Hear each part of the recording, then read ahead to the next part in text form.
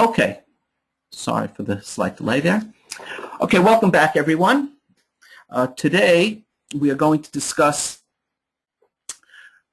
God in the heart, Elokut Belev, and this is a fundamental assumption of Hassidut. And the first source, which we will see, we can find some very interesting and rather, you could even say, racy sources here. Let's start with the Shla Kadosh. This is the first source here. He says as follows: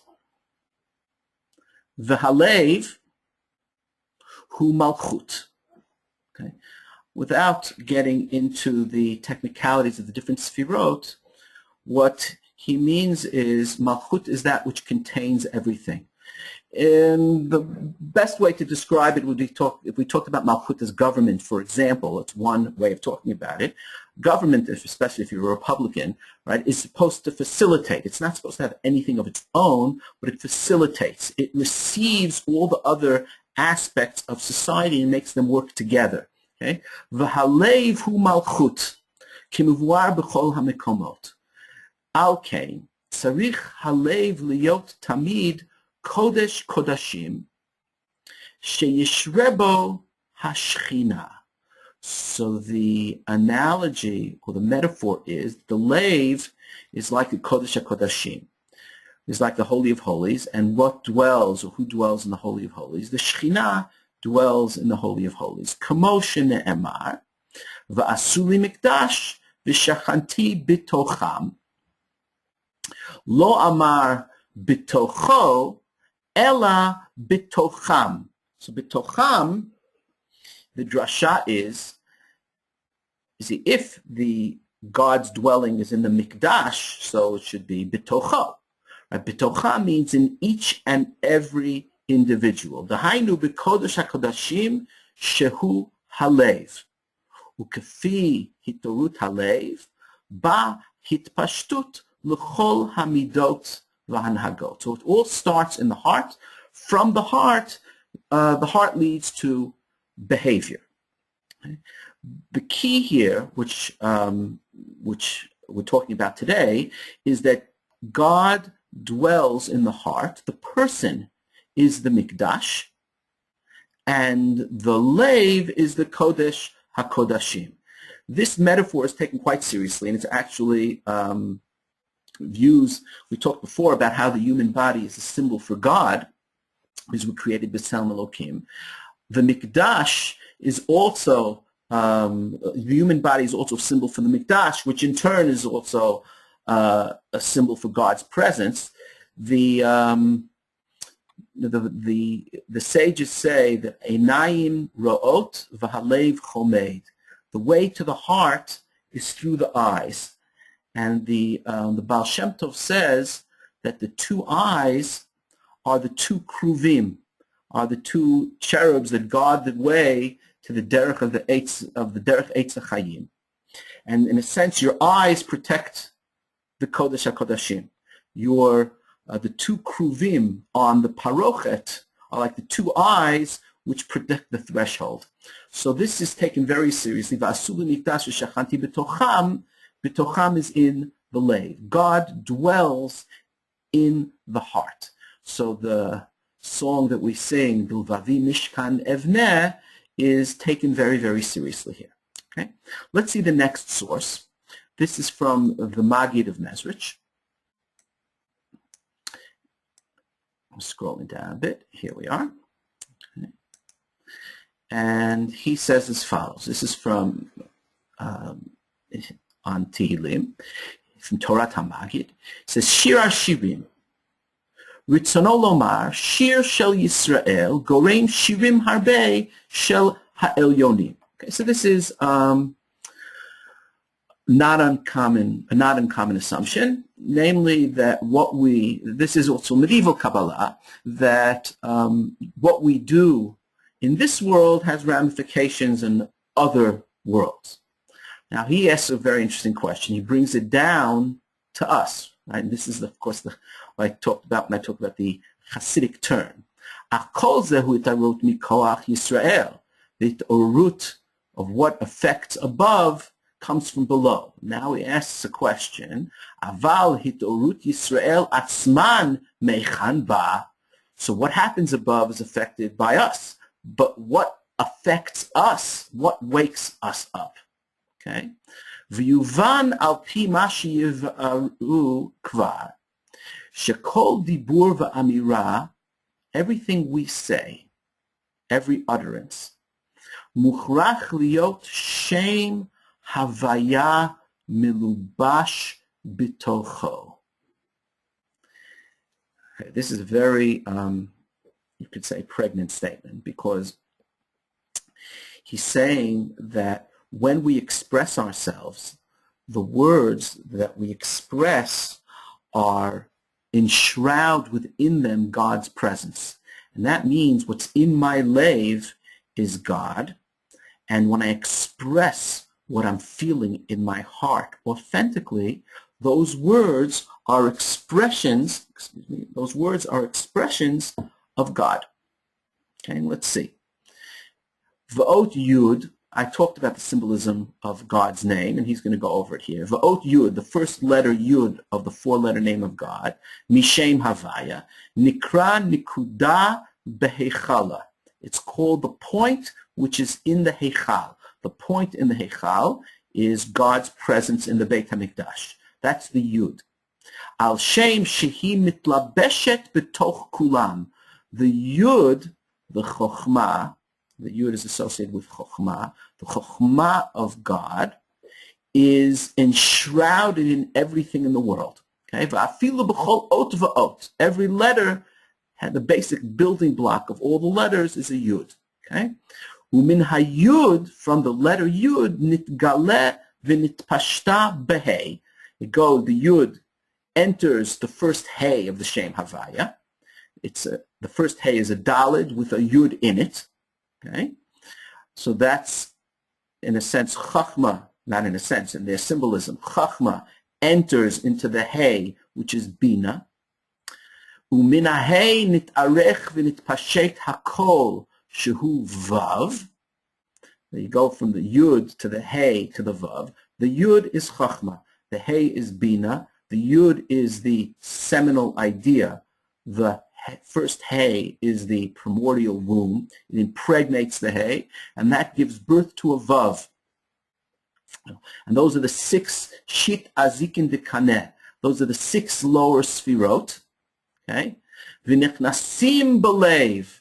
And they enter the heart. That's the last Sfira. V'aleiv mevinu mitzaref ha'otiyot. And the heart understands all the different data that enters into it. V'zeh sod ma shekatuv imrat Hashem tzrufa. Tzrufa, the pshat is pure, but the play on words is mitzuraf. It's put together. God's words are comprised of what comes from Chokhmah and Binah and the world of emotions. All the emotions are encapsulated in the words. Right? So the process of the creation of the words is from the Chokhmah. The Chokhmah takes root in the heart, where it's taken apart and understood. Then it goes into the world of emotions. And from that, it enters into what you call the lower heart, right? Into Malchut. And then it is expressed in words. Okay? Umisham ba'el hapeh, v'sham nigmar hadibur, v'nitgalu dalid otiot havaya. That is the process of creation of the four-letter name of God. So the expression that comes from my mouth, the words that I use, just let's talk about two parallel processes. In the human process, I have an understanding of something. I have an idea. I understand it. It gestates within me, and then I find a way of expressing it, and then I express it. Okay? So the expression of my words is, you can say, enshrouds my inner life. So I take myself and I express it in words, and that's what you hear. So in the divine process of creation is parallel to that. Now, but he's bringing them both together. He's saying when a person speaks, when Bnei Israel speak, when a person speaks, they are expressing God. V'zeh shekatuv odeh Hashem b'chol libi. The word b'chol is very important. Ritzono lomar, ani odelo b'tmidut. I always, it's a constant present perfect, right? Ve'im tomar me'ayin bali hitorut lekach. Me'ayin bali hitorut. Where do I get this desire and this inspiration to praise God? Lekach amar b'chol libi. Ritzono lomar, and that means sheshem havaya shenitztaref b'toch libi. It is God in my heart that gives me the inspiration. See, the whole distinguishing line between what is human and what is divine is being blurred here. And it's not being blurred by accident. It is essential to the worldview. Bakol means through kol, through everything. And everything is all the sfirot. Okay?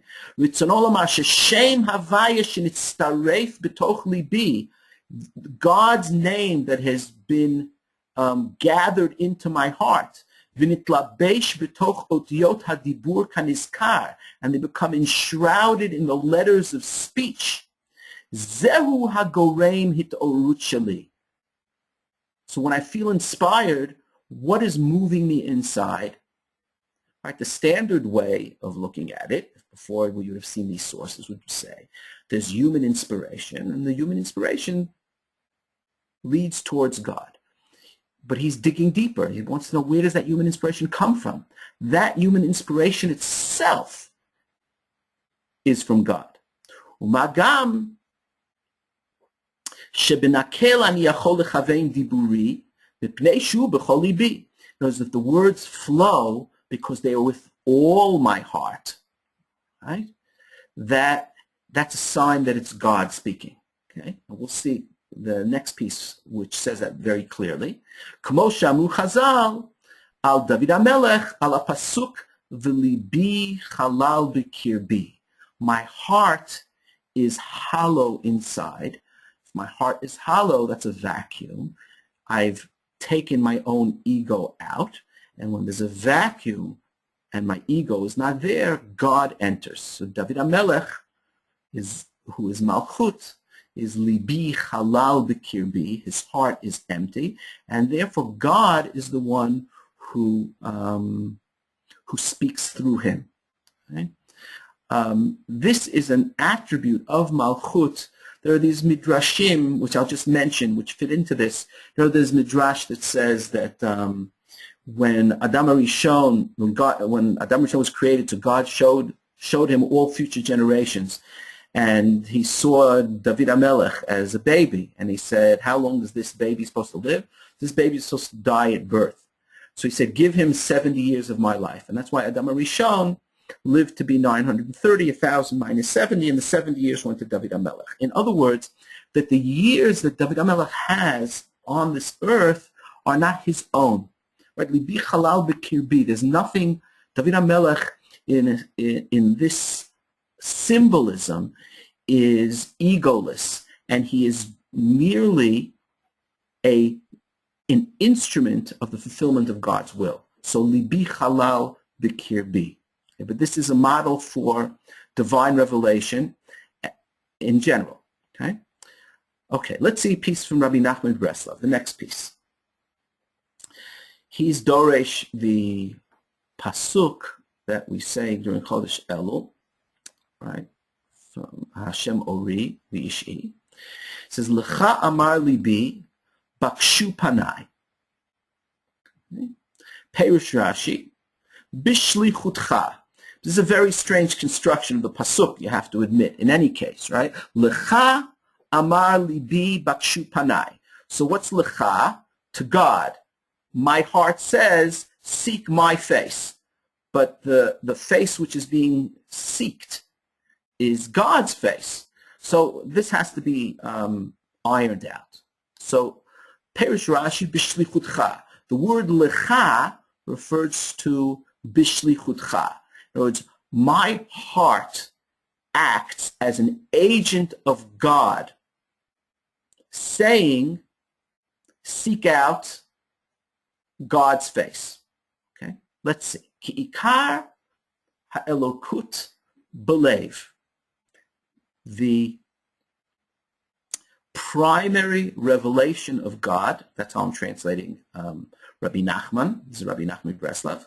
The primary revelation of God is in the heart. Okay? Komo shekatuv, tsur livavi. All right, there's also a play on words. What is tsur livavi? The pshat is that God fashions the heart. Okay. Now he's saying God is the heart. Tsur livavi, kamavor etzleinu makom acher. Mi shehu bar levav, someone who is pure of heart. Okay. If you go back to libi halal b'kirbi, that the Maggid refers to David HaMelech. Okay. Mishu bar levav, he who is of pure heart. B'bchinat, he says it also. V'libi halal b'kirbi.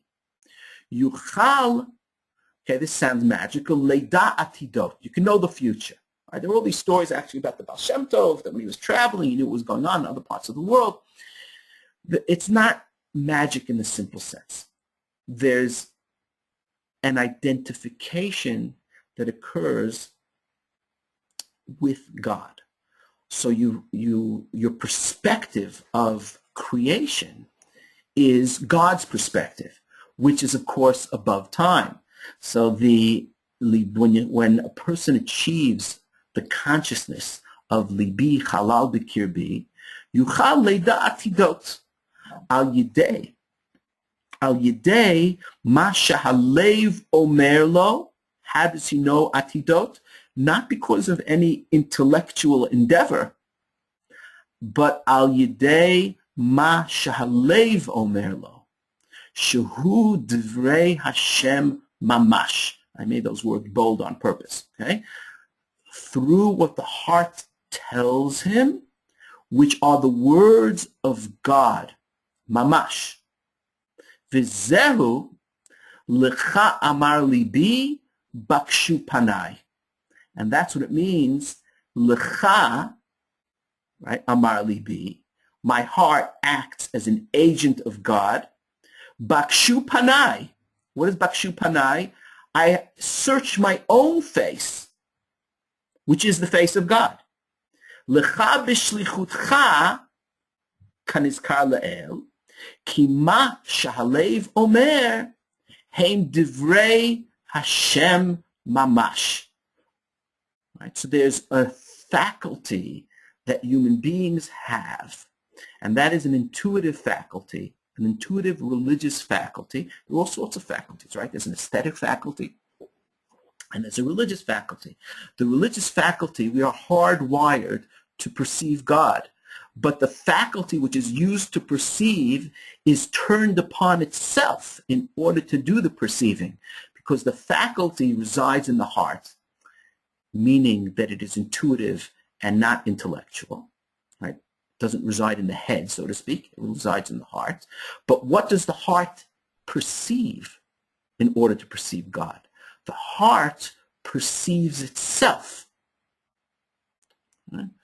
Masha halev omer hem divrei Hashem mamash. Okay. Okay. Now, how are we supposed to feel about this this reality? Okay. So here I have something from the Baal Shem Tov. Okay. The Baal Shem Tov. Okay.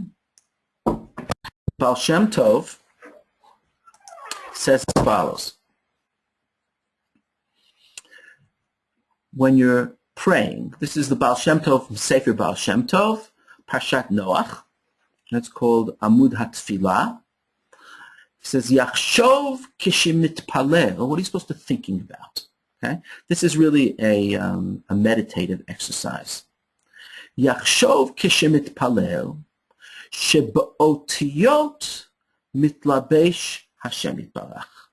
That God, again, God enshrouds himself in the letters of your words. Perush. De'ein, and he's giving this as a metaphor to bring this home. De'ein anu yod'im ma she'adam choshev ela im kein midaber. If you're talking about revelation, so in order to understand revelation of God, let's understand how we as human beings reveal ourselves to others. Okay? So nobody can know what I think. Right? You can only know what I'm thinking if I talk. Nimtza, so what follows from that? Havi hadibur malbush lemachshava. So that's a way of saying that the speech is a garment for thought. You want to know what I'm thinking? So you can't just look at me and know what I'm thinking. I have to express myself in speech, and the speech contains within it my thoughts and my feelings. So in Hasidic terminology, that's hadibur malbush lamachshava. Okay? So how am I supposed to feel about this? Because what is he saying? He's saying that my words, God is in my words, right? That's what we saw beforehand in the Maggid as well, in the earlier source. V'yomar b'libo, and you should say to yourself, Melech gadol kazeh, ani oselo malbush, my words, create a garment for God's presence. God is enshrouded in my words. Ra'ui v'lasot b'simcha. So that, what is my reaction to that? Simcha, a sense of joy that God is inside of me. It's a sense of overflowing. It's a sense of that I might get of being more than merely human. I feel a type of energy and enthusiasm in the fact that I feel God bubbling inside of me, and when I express myself, it's God expressing himself. V'yidaber b'kol kocho. Like that, the enthusiasm is it comes with a focus of energy. Ki bazeh na'asa achdut imo yitbarach shemo. So the physical words, the lips are mine, but the words are God's. So the physical and the spiritual come together in the vocal cords and the tongue and the teeth and the lips through the expression of the words, which enshroud God's machshava. Ki kocho beha'ot. God's power is in the letter. Uba'ot shoreh hakadosh baruch hu. He leaves nothing to the imagination. This is not me talking. This is Baal Shem Tov. Nimtza hu achdut imo yitbarach shemo. So I become unified with God. The physical and the spiritual, the human and the divine, become intertwined, where the human becomes a garment of the divine which it enshrouds. Okay, let's see the next paragraph in the Baal Shem Tov. Ein dibur below machshava. There's no speech without thought. Okay, I don't know who the Baal Shem Tov's friends were. He's very optimistic about human nature, that there's no speech without thought. But okay. Ein dibur below machshava. Ideally, there's no speech without thought. Ki mikodem hu choshev mashi yedaber. Okay. All right. If anybody who's listening lives in Israel and is aware of Israeli politics, this would also belie that. Okay. Ki mikodem hu choshev mashi yedaber. V'inei kishechoshev kodem hatfilah mashi yedaber v'lifnei mi yedaber if you meditate before prayer and you think about what it is you're going to say and in front of whom you're saying it, bevadai tipol alav yirah ubusha. A person should feel fear and awe and even a sense of lack of worthiness, right? The way Avraham says to God when he's Omed Lifnei Hashem, he says, Va'anochi afar va'efer, a sense of nothingness. So a person experiences awe and shame and lack of worthiness and nothingness. Shehei yarei min hadiburim atzmam. In a sense, this is a continuation of what he said before. On the one hand, the sense that God's presence is bubbling inside of me and I can't contain it and I'm overflowing and I have to express it. It's like being seized almost being seized by some sort of external power that seems to be making me write poetry or making me say or making me sing, right? And that's simcha. But at the same time, when I contemplate this, I get stricken by the awe of myself. I become afraid of myself almost. That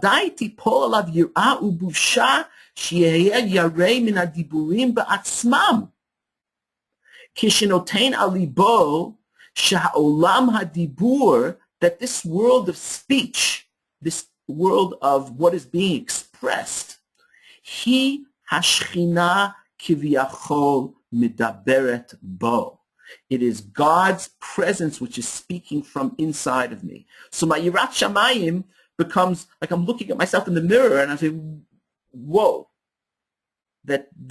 I'm stricken by awe of the words that I am speaking because I can sense God's presence in them, because my expression of them is the expression of God who resides in my life. Okay. Let's continue here. We have to bring this home because this is not certainly not a simple idea. Let's see quite a bit later. Reb Tzadok HaKohen Lublin.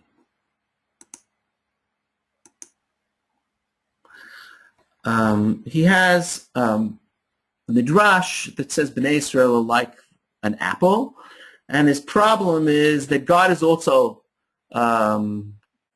compared to an apple in Shir HaShirim, Kitapuach, etc. V'lo, and not Knesset Yisrael. So sometimes God is nimshal to an apple, and sometimes Knesset Yisrael is nimshal to an apple. So what is that about? He says as follows: Rak mitzad hayichud, the identity between God and Knesset Yisrael. Hayot ani Hashem shochein b'toch b'nei Yisrael. I am God who dwells among Bnei Israel. Okay, but he's taking among is taken very seriously here. Vakadosh Baruch Hu liban shel Yisrael be'emet, and that's a midrash. The heart of Israel is Hakadosh Baruch Hu, the life force that animates Knesset Yisrael as an entity is God. Ve'enam davar nifrad mimenu, not separate from God. Heim nikrim gam kein b'shmo shel HaKadosh Baruch Hu, kita'am, and he gives an example, and this is not only talking about Knesset Yisrael, this is talking about individuals. Ani shahanavi medaber b'shem Hashem. When the prophet speaks in the name of God, he doesn't say God says, he says ani. So there's an identity in his experience. He experiences God speaking from inside of him, so that when he says ani, who is that? Is it the Navi or is it God? The answer is yes, because the distinction between the two has been blurred, right? Shanavi medaber b'shem Hashem yitbarach b'lashon medaber ba'ado. Ki HaKadosh Baruch Hu shochein b'kerev libo v'diburo mamash. Ve'eno davar nifrad klal. Okay? And he says, and this is true, I'm skipping a little bit, Af below shum bechira b'chokhma klal. And this is not conscious. This is not intellectual. This is something which comes from the intuitive faculty. Right? It's not because I think with my mind that God is in my heart, but there is another faculty to sense this, and the faculty contemplates itself. Okay? And that is the revelation of God. Okay? Let's see another piece from Rav Tzadok Kolmi Lublin. Okay? This is from Poked Akarim Otvav. He says as follows, Ken kibalti perush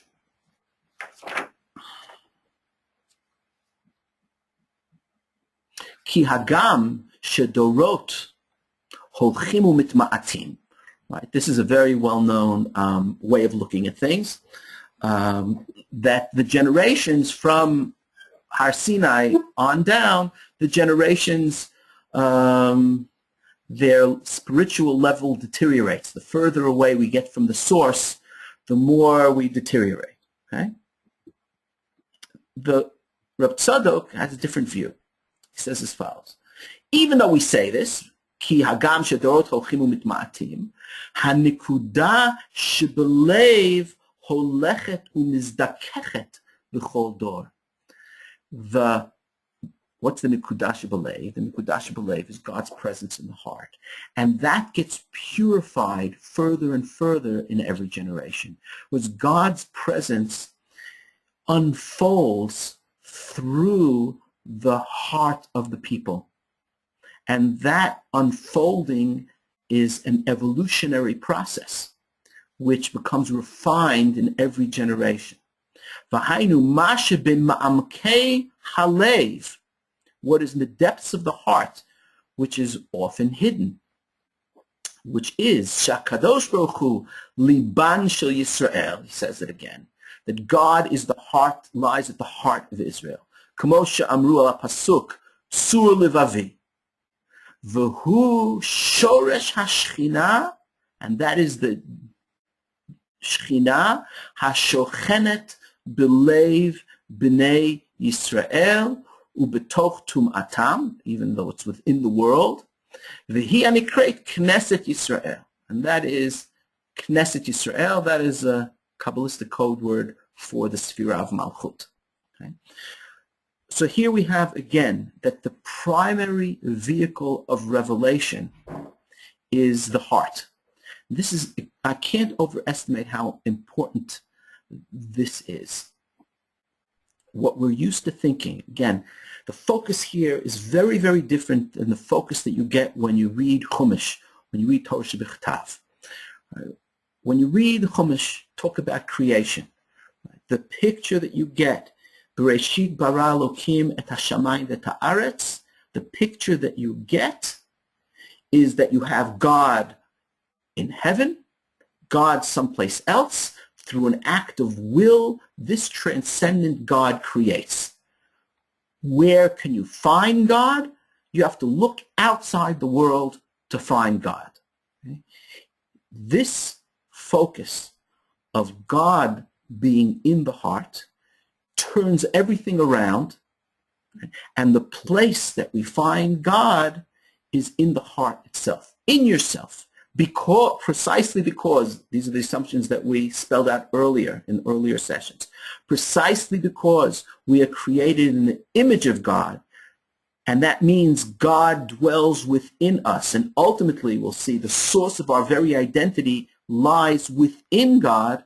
We know God through our own life, and we have that capacity through our heart to know our heart, which is equivalent to knowing God. Okay? Let's see how this plays out in how we interpret Avram Avinu's spiritual quest.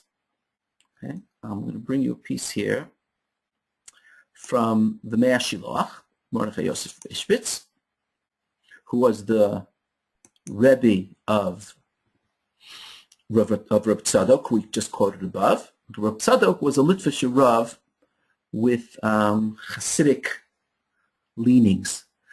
When he was traveling around Europe because he needed a heter rabbanim, he met the Mea Shilach, and he became a chassid of the Mea Shilach. Okay? So here, this is the Mea Shilach in Parshat Lech Lecha.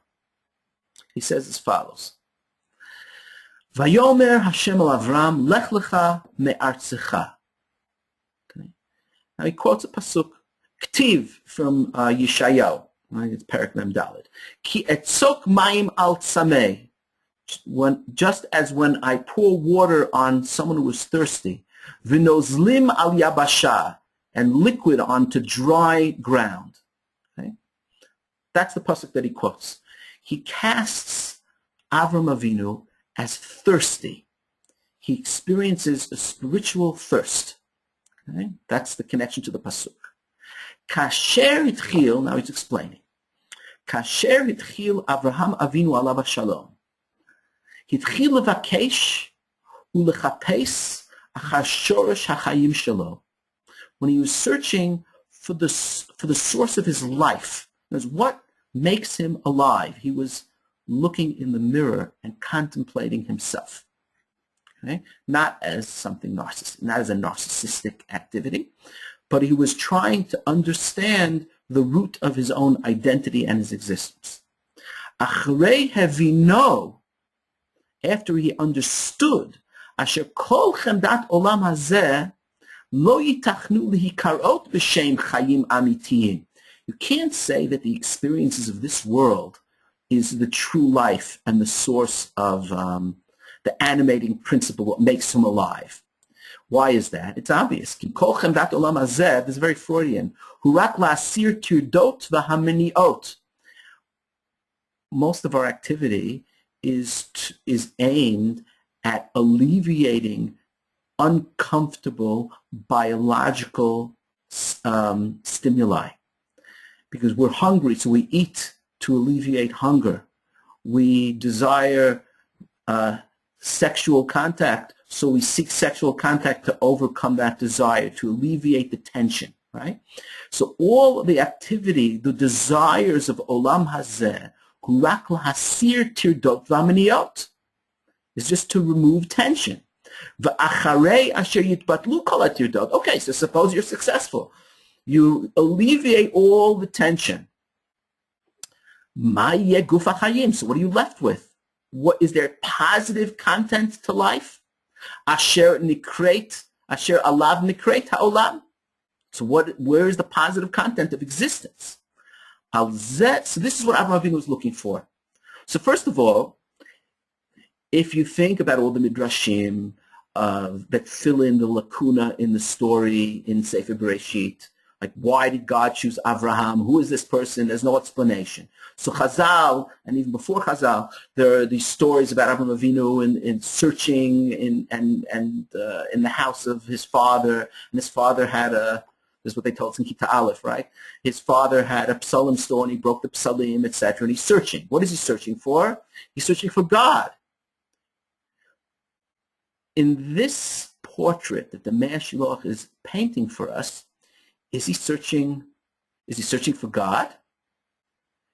Well, he's searching for something inside, right? Al zeh amar lo Hashem yitbarach. So God responded to him and said, Lech lecha. And here's the twist. This is one of the most famous lines in the Mea Shilach. Hainu le'atzmecha. Lech lecha means go to yourself. Ki be'emet. It's true. Kol divrei olam hazeh lo yikru b'shem chayim. It's true. You can't look outside. V'ikar hachayim timtza b'cha. Life you will find within yourself. V'ata tagil b'Hashem b'kdosh Yisrael tithalal. This is what will bring you joy. V'ata, in yourself is the drasha. That will bring you joy in God. Zot hi hachayim. Va'al zeh ne'emar b'midrash. Okay, now this is a famous midrash that he quotes when that Avram Avinu sees either a city or a home or a castle, Baal Habira, Miu Baal Habira, and he sees that the city. This is a question. Bira doleket. Right? He sees a city. What is doleket? Some people explain that doleket means lit up. Okay. Pashtut is that bira doleket means burning, and it fits with the idea that bira doleket. If this midrash was written shortly after the Churban, the bira doleket is a reference to Yerushalayim burning. Okay, and we'll see why that's important here. Okay, so he sees a bira doleket. Okay, and he says Miu Baal Habira. Heitzitz alav Baal Habira. So the owner of the city comes upon him. Heitzitz alav Baal Habira. And the continuation of the Midrash is V'omer lo ani Baal Habira. Okay? Ukfi hanir'eh hayalu lichtov heitzitz elav, appeared to him. What is upon him? V'lo alav. Okay? All right. Ach birot Avraham Avinu alav shalom. Et Esek Dor Haflaga. When he saw, right, according to Chazal, Avraham Avinu witnessed the story of Migdal Bavel. When he sees this, what does he see? Basically, when you say that Avraham Avinu witnessed Migdal Bavel, you're saying that he witnessed the collapse of the civilization, right? Think of the Twin Towers coming down and what that was meant to symbolize to the terrorists who perpetrated it, right? So the Migdal Bavel coming down is the collapse of the civilization. So that is what's called Bira Doleket. Zot Yikarei B'Shem Bira Doleket. Ki haya be'einav lepele ma'od. It was a source of amazement to him. V'im b'nafsho mi bara ele. Where is he looking? So he's looking outside. Right? He's looking at the current events, basically historical events. And he's saying, what is the cause of this? There's something which is a source of amazement to him. Heitzitz alav Baal Habira, appeared to him the owner of the city, the master of the city. Hainu sheishiv lo hakadosh baruch hu, halo tir'eh, behold, be'atzmecha, in yourself. That's the stress. He's stressing that. Ki l'chol ha'olam lo yaksheh. There's something amazing within the amazing observation that you are making. But there's something amazing in that, and that is that no one else is amazed by this. But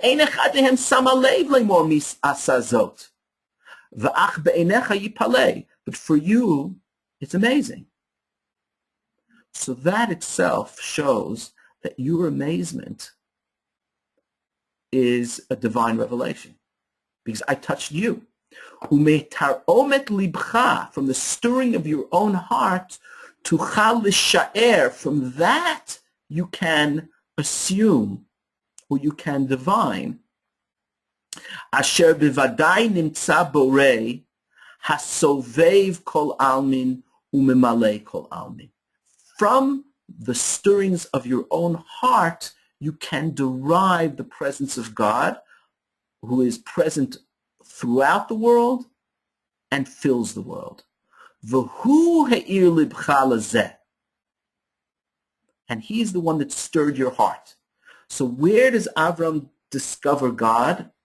He's looking outside, and God tells him, you're looking in the wrong place. You are searching through finding meaning in the historical events that you're living through. But look inside, and it's the stirrings of your heart which is the divine revelation. V'zelashon alav, hainu al kushiato. God appears to him through his question itself. Shezeh ba'atzmo hu teirutz maspik lefanav. The answer is a beautiful paradox. The answer is in the question. How do I know there's God? Because I'm asking the question. Because I am moved to ask that question. God is the one who is stirring inside of me and making me ask that question. So then in this metaphor, what is the Birah Doleket? What is the burning city? The Birah Doleket is not, if you say Birah Doleket, let's go back to the Midrash. If you say Birah Doleket is the house that is lit because there's light inside, that would be looking at the beauty and the order of nature. It's not that. And if the Birah Doleket is the burning house, and if that refers to the historical circumstances around him, according to the end of this piece, it's not that either. The burning house is Avram Avinu's heart. The house is Avram Avinu's heart, and the fact that it's doleket, right, that it's being stirred up, that is where God appears to him. Okay? So the appearance of God to Avraham is from inside his own heart, which is the Birah Doleket. Now, this reading of the Mashilach is explicit in Reb Tzadok HaKohen, who basically quotes the Mashilach on this. Kain Shamati, he says, this is from Tzidkat HaTzadik Ot Reish Mem Zayin. V'chein Shamati al Heitzitz alav Baal Habira, on the Midrash, referring to the Midrash, Heitzitz alav Baal Habira. Lashon alav, from upon him, Ratzal Omar, Sha'amar lo, that God said to him, listen to this, Sha'ata be'atzmecha, gam kein nichlal Baal Habira. God appears to him and says, who's the Baal Habira? You're the Baal Habira. Heitzitz alav Baal Habira, you are the Baal Habira, because it's the stirrings in your heart which is the revelation. So what's the Birah? Your heart is the Birah. And the stirrings of your heart is what's inside your heart. They're your stirrings. And they're also God's stirrings. Ki alo kol haolam ro'im zeh, ve'ein levavam ro'esh klal la'asig sheyesh Baal Habira u'levaksho. V'zeh she'ata mevakesh, gam zeh hu mitzidi, v'libcha mekom shchinati. V'zeh ta'am ani. When you say ani, when God says ani, it's when the prophet says ani, it's speaking God's words. It goes back to what we said before. Okay, so the Baal Habira is Avram Avinu himself, and that is God. There's an identity between the two. Okay. Okay, let's take a look at the Beit Yaakov. The Beit Yaakov is the son of the Mashilach. I think we did this in a different context, but I'd like to see it here also. He says, this is the Beit Yaakov from Parashat Mishpatim, Ki ikar shorosh hachayim shel kol habriya, the source of life, of all of creation. Remember, it was the Mashilach also talked about searching for the source of life. Lekaman diyada is beyond comprehension. V'chein ita b'zohar, v'hainu she'ein adam yodea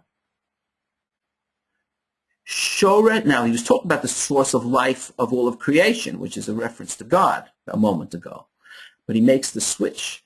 Hainu she'ein adam yodea shorish negudat hachayim sheba'omek lev ha'adam ma inyana utshukata, what it is and the source of its desire. Life is expressed through desire. Right? What is the source of that desire? That is beyond my awareness. Okay? Ki im haya adam yodea zot, if a person would understand the root of themselves, of their identity and their desire, azai haya yodea gam mikomo d'kutshabrichu, that would be tantamount to knowing the place of God. Shu shorosh hachayim shel kol habriya, but that is not accessible to human consciousness. Just as God is not accessible ultimately to human consciousness, so too my own identity is not accessible to my own consciousness, because at that level there is an identity between the presence of God and human identity. So it's only by estimation, the presence of God, in a sense, you could say, makes waves. The waves are something that I can comprehend, that I can sense. Okay? From the fact there are waves, I can estimate that the source of this energy. Ma'u shoresh hachayim. Okay? The last piece I want to do is, we're doing the whole family now, is from a book called Sod Yesharim, which is the grandson of the Meshilach and the son of the Beit Yaakov. Okay? He is also known, it's Reb Gershon Henoch of Radzin, who is also known as the Baal HaTchelet.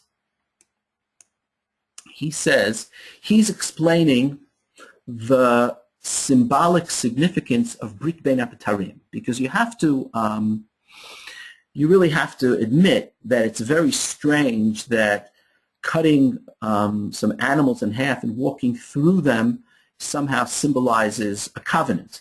And this has made it into common language. We talk about kritat brit, which means cutting a covenant. And in English, we also say cutting a covenant or cutting a deal. And this goes back to the fact that they used to cut animals in half and walk through them. Right? This was done in the ancient world. And there's Fraser, the Golden Bough, writes about this. We don't have time to get to the different theories of what it symbolizes. But let's see what the Sod Yesharim says. He says as follows: K'mo shebir kavod Adoni Avi Mori Harav Agon HaKadosh Zecher L'Chai Olam Haba. Okay, referring to his father. Okay, Binyan Brit Shaya Minhag Lachtoch Bal Chai V'La'avor Bein HaBetarim. The minhag, the ancient custom was, and this is true. Okay. Sometimes an argument, Kissinger used to say that in foreign relations, sometimes an argument has the additional virtue of being true. So this happens to be true, that in the ancient world, they did cut animals. And they found in ancient Canaan, actually, they used to cut people in half also, and they found that also very gruesome. The simple understanding is that it was some sort of curse, that if either side reneges on their mutual obligation, so they should be cursed and cut asunder the way these animals or the way this person has been cut.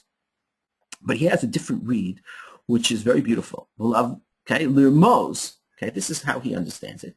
And this is very important for understanding the nature of revelation and the nature of, if you will, the substance of humanity. Lirmoz, ki shnenu mishorish echad nivreinu.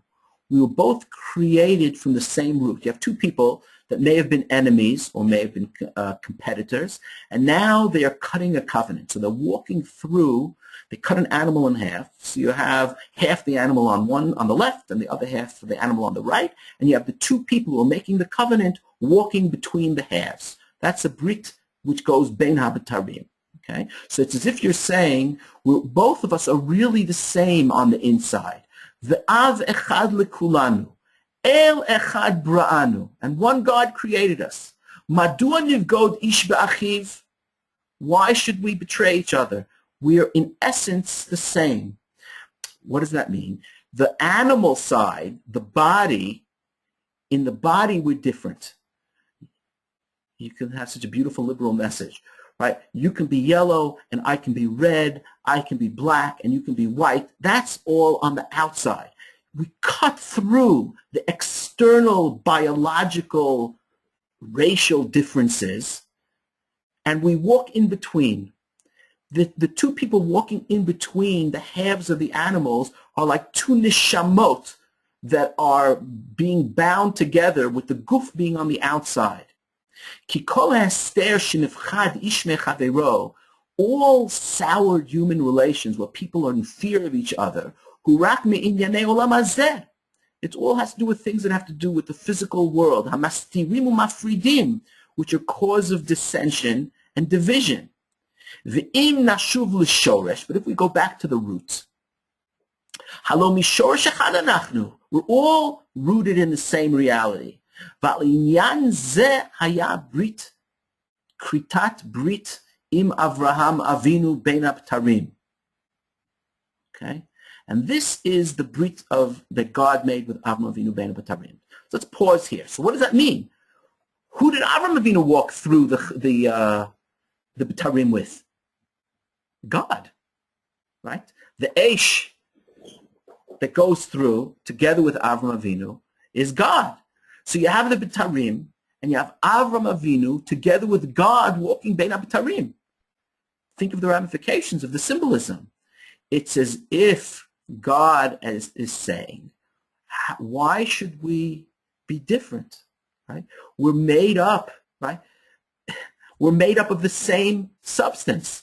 The Brit Bein HaBetarim shows that externally, that of course in human consciousness, we are not God. And we live in a reality where we sense God as other than ourselves. But on a deeper level of reality, what the Brit Bein HaBetarim symbolizes is that the core of our identity, if we would find that shoresh, that root, we would then find God. Okay?